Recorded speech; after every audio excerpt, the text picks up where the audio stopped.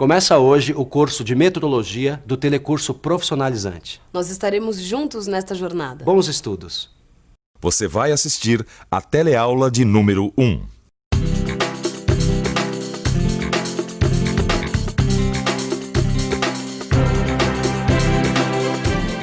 Nesse módulo, você vai entender a importância das medidas para a mecânica. E aqui no meu laboratório, eu vou ter a ajuda do Caio, que é o estagiário que vocês já conhecem. É isso aí. Vim fazer um estágio aqui com a Sofia, que é uma ótima técnica em metrologia. E a metrologia é muito importante para a mecânica, porque ela garante o processo de fabricação, cuida dos instrumentos e ela indica os métodos de medição.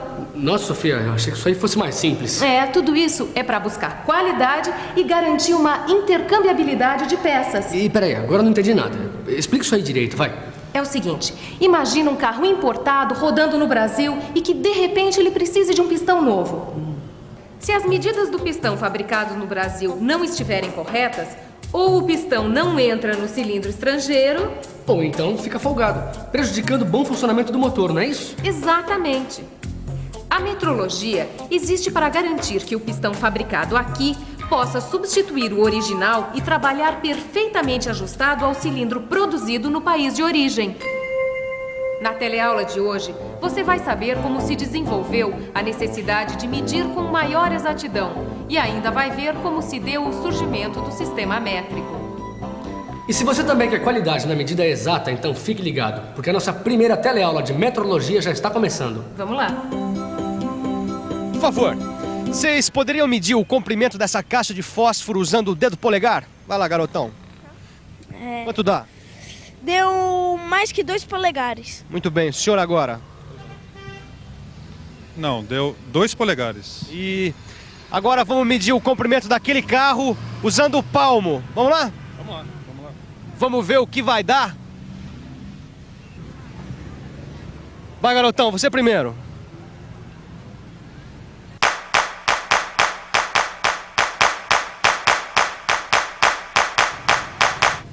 Quanto deu? 25 palmos.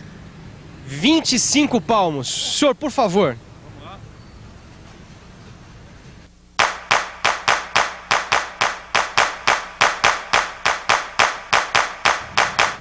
E aí, senhor, quanto deu? Deu 18 palmos. 18 palmos. Agora, para terminar, vamos medir aquela calçada ali com os pés. Vamos lá. Então, nós vamos medir essa calçada daquela ponta até aquela. Garota, é com você.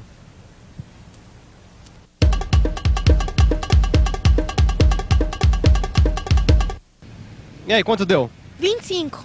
25 pés. Senhor, por favor.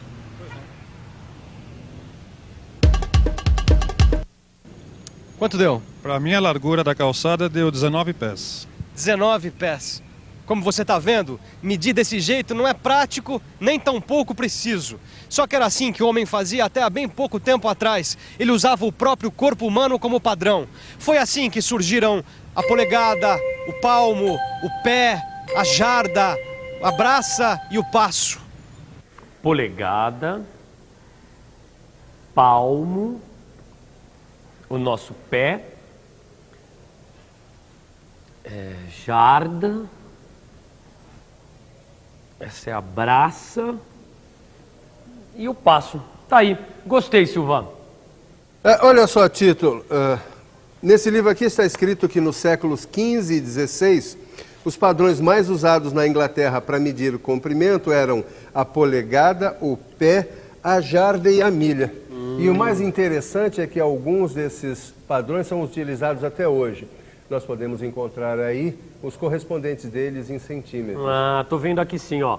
1 polegada é igual a 2 centímetros, 54 centésimos de centímetro. Um pé é igual a 30 centímetros, 48 centésimos de centímetros. E uma jarda é igual a 91 centímetros, 44 centésimos de centímetros.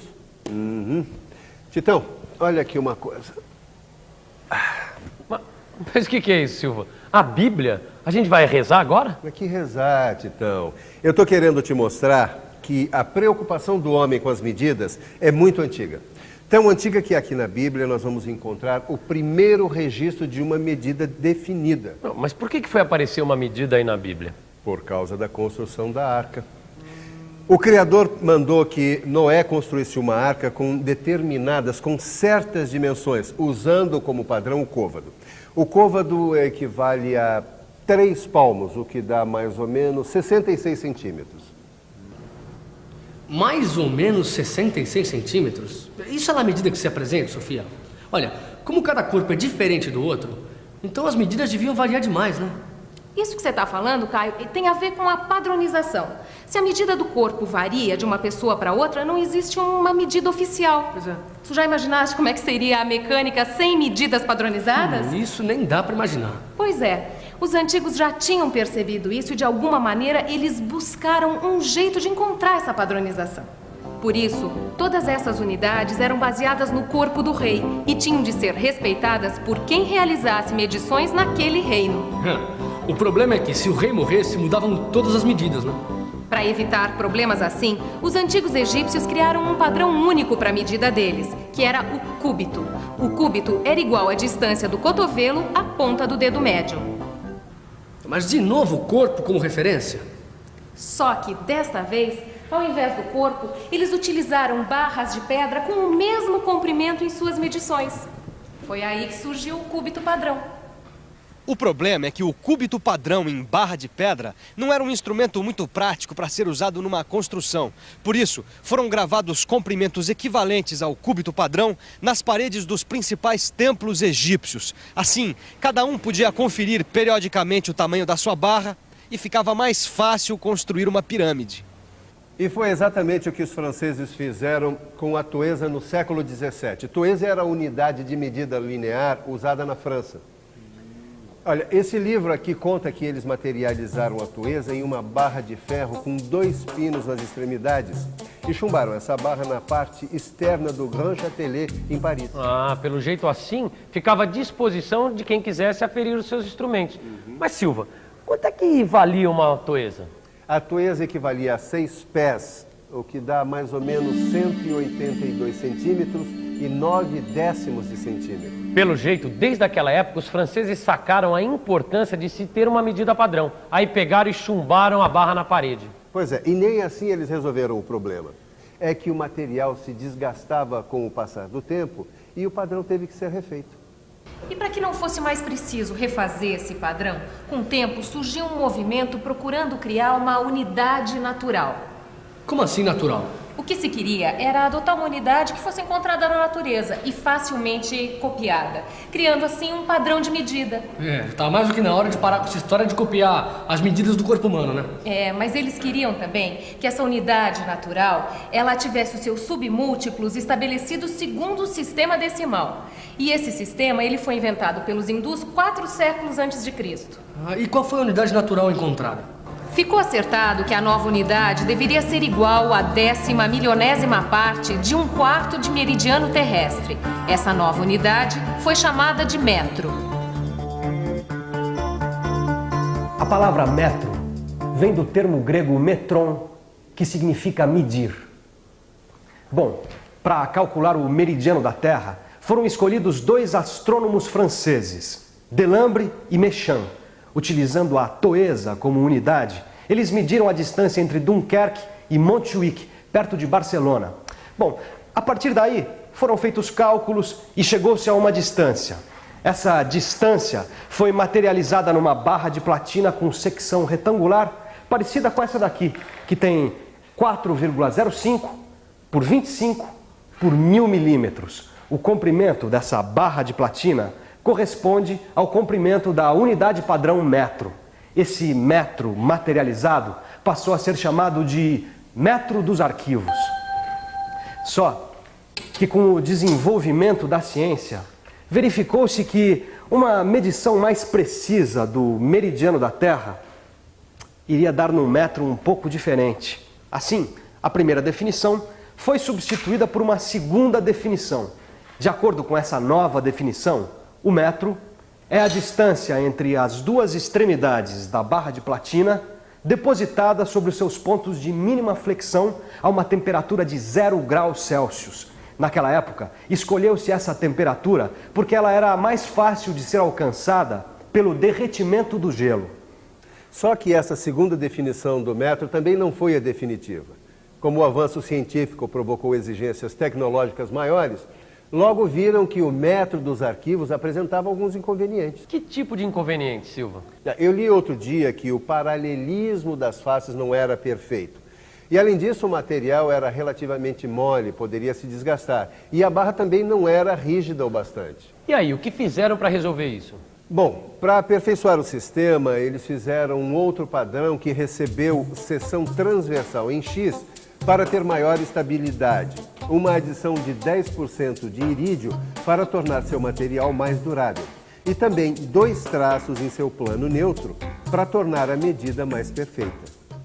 Olha aqui, Silva. Aqui tem a terceira definição de metro, que é de 1889. Ó, tá escrito assim: o metro é a distância entre os eixos de 2 traços principais marcados na superfície neutra do padrão internacional depositado no Bureau International de Poids et Mesures, na temperatura de 0 graus Celsius e sob uma pressão atmosférica de 760 milímetros de mercúrio e apoiado sobre os seus pontos de mínima flexão.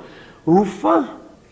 Como você viu, Titão, naquela época a temperatura de 0 graus Celsius continuava servindo para definir o padrão de metro. Bom, e hoje em dia, essa temperatura continua servindo como referência? Hoje em dia, a temperatura de referência para calibração de instrumentos é de 20 graus Celsius. É nessa temperatura que o metro utilizado em laboratório de metrologia, ele tem o mesmo comprimento do padrão encontrado em Sèvres, na temperatura de 0 graus Celsius. Ah, e como 0 grau continua servindo como referência, então parece que finalmente chegaram a uma definição de metro, né? Não é bem assim, Caio. A partir de 1889 ocorreram outras modificações. Hoje o padrão em vigor no Brasil, ele é recomendado pelo Inmetro e é baseado na velocidade da luz. Na velocidade da luz? Nossa! Mas vem cá, o que é Inmetro, hein?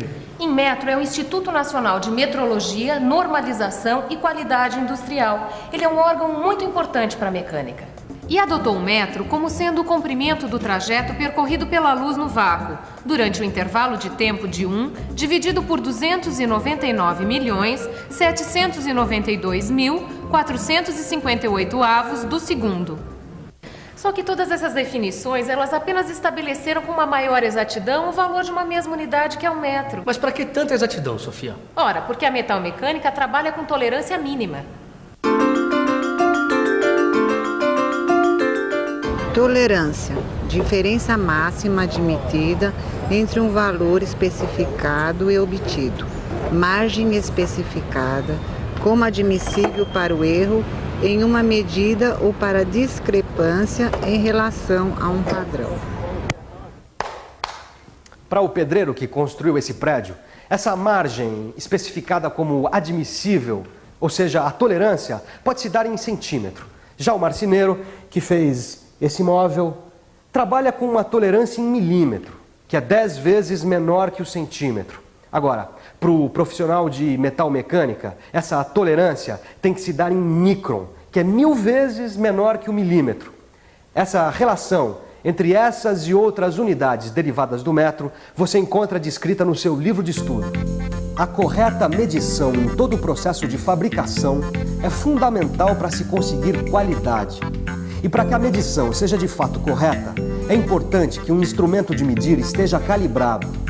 Agora, tão importante quanto calibrar os seus instrumentos é revisar tudo que a gente aprendeu até agora. Vamos lá? E atenção, se liga aí que é hora da revisão. Nesta primeira teleaula do módulo de metrologia, você aprendeu que antigamente as medidas se baseavam no corpo humano e que mais tarde foi adotada uma unidade natural que podia ser facilmente copiada. Essa unidade foi chamada de metro e recebeu diversas definições, como você pôde acompanhar.